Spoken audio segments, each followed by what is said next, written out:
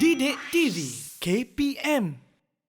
Bahagian B ni, kita tengok kata saya bahagian B ni ke bahagian yang lebih mencabarlah dulu. Sekarang ni biasa-biasa je. Kan?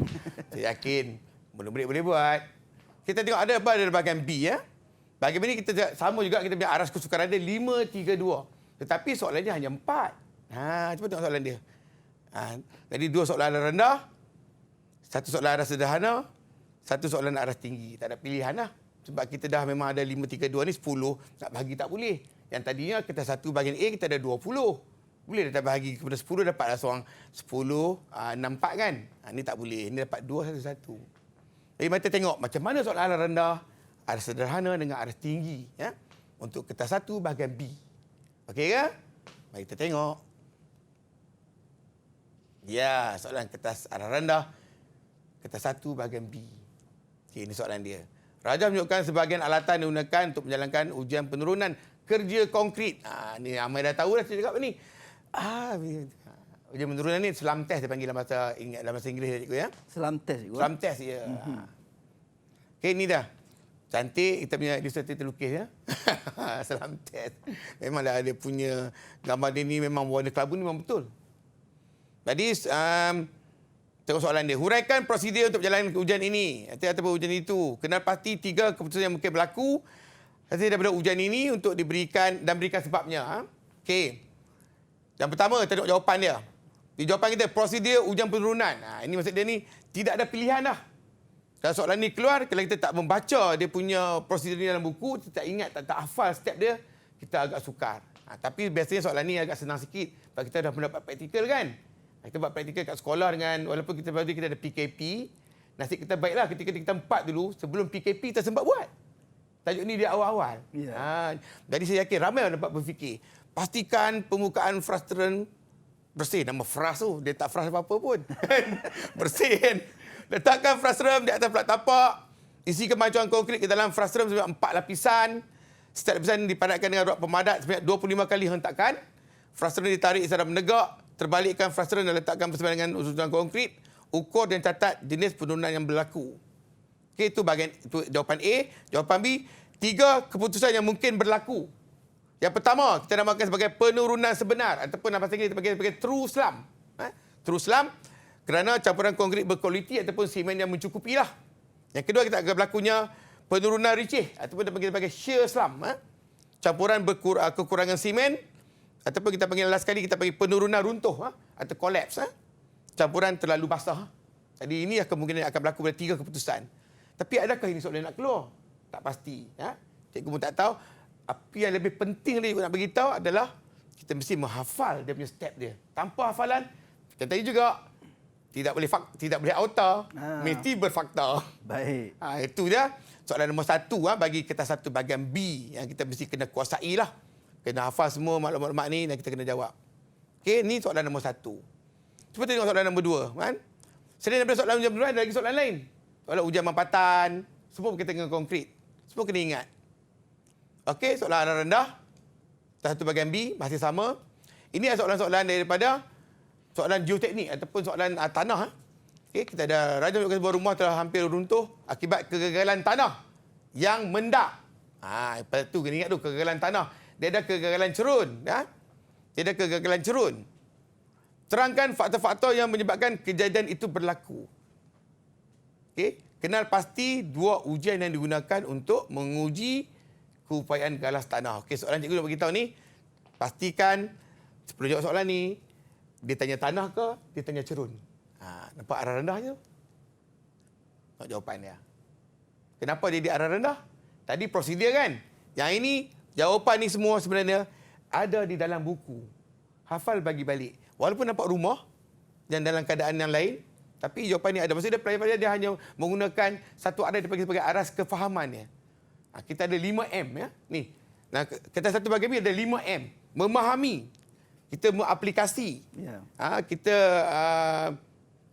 dia panggil yang ketiga kita buat apa? Kita memahami, mengaplikasi,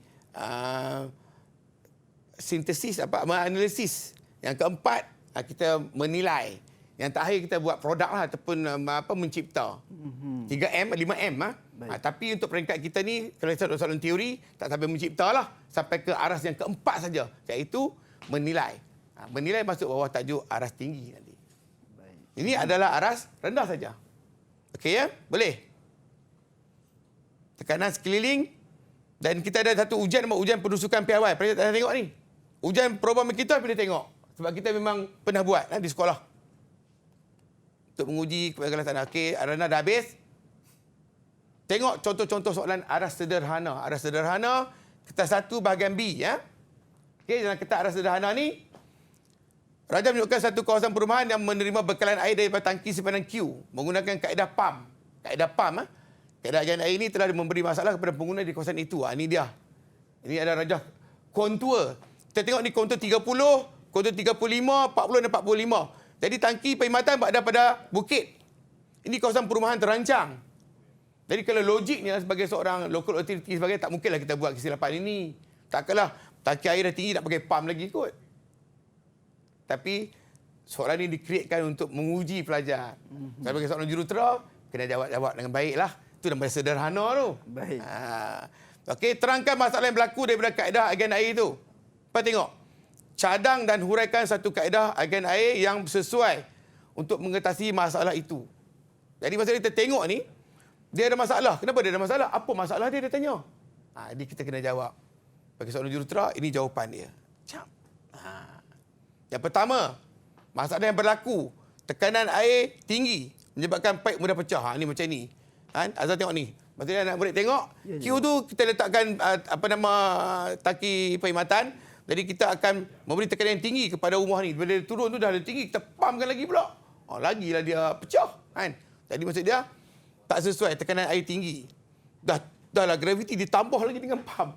Macam tak logik jawapan kan? Betul juga. Dan soalan tu tak logik. Tapi kita rancang nak menguji pelajar. Baik. Yang kedua, pengair akan terjejas kerana berlakunya bekalan air terputus. Tak ada detik, air pun tak ada. Memerlukan kos yang tinggi untuk selenggarakan pump. Maksudnya kalau pump dia gunakan pump, kalau kita gunakan pump, maksud dia kita mesti kena sentiasa berjalan pump tu 24 jam. Jadi kita perlukan kos yang tinggi untuk selenggara pump tu lah.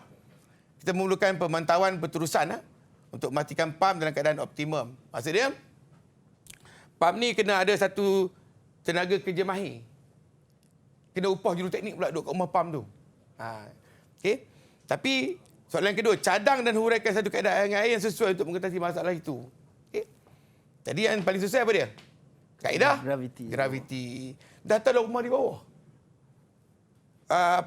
Tangki perkhidmatan kat atas, pakai graviti jelah. Patutnya macam itulah masa mesyuarat kan. Takkanlah buat perintah mesyuarat kot. Nak menguji pelajar. Okey, kaedah graviti. Kenapa nak pakai kaedah graviti? Air dapat disalurkan kepada pengguna hanya dengan menggunakan kaedah tekanan graviti sahaja. Kaedah ini menjimatkan kos operasi. Jimat kan? Lepas tu, tidak memerlukan penyelenggaraan pam. Pam tak perlulah. Dah pam tak ada, dah selenggara apa kan? Okey, tidak menggunakan bekalan elektrik. Jimat lagi tu. Kan? Tidak memerlukan tenaga kerja mahir untuk penyelenggaraan pam. Persoalan dia, kenapa dia aras sederhana? Sebab kesemua maklumat yang cikgu ada ni juga datang daripada bacaan di dalam buku. Maksudnya kita masih lagi dalam keadaan memahami ataupun kita recall terhadap ilmu tanpa lagi menggunakan maklumat terkini yang barulah. Untuk kita nak keluarkan ke sini. Ini dah contoh-contoh soalan aras sederhana. Kertas 1 bahagian B. Okey, Azhar nak tanya apa-apa ke? Ataupun setakat ini saya memahami cikgu berkenaan dengan jawapan, cara menjawab berdasarkan rajah yang diberikan cikgu. Yalah. Tapi masih lagi tak menggunakan arah yang tinggi lah. Ya. Masih lagi kita bukan yang buku yang ada tu, kita baca balik dan kita aplikasi dalam situasi yang baru. Jadi kalau murid tidak memahami ataupun tidak menguasai rajah tersebut, jadi mungkin sedikit masalah untuk mereka nak menjawab. Betul. Di ruangan jawapan cikgu. Yalah. Betul tu. Baik cikgu. Seterusnya cikgu. Okey. Ini kita ada satu soalan. Ya. Masih lagi arah sederhana. Kita satu bahagian B. Ini panjang sikit lah kan. Yang ini ada soalan pengiraan. Soalan pengiraan maksud dia, semua soalan-soalan hitungan diambil kira sebagai soalan aras sederhana. Selain daripada soalan ukur aras ni, kita ada soalan lain. Soalan struktur, dia panggil soalan momen. Momen ni bukanlah menunggu sebentar, tidak. Momen ni maksud dia soalan soalan struktur lah. Kalau faham struktur tu dia memang soalan momen. Pun pengiraan panjang juga. Ini soalan ukur aras. Kita juga ada soalan pengiraan seperti reka bentuk asas kan. Pun perlukan di bawah tajuk aras sederhana.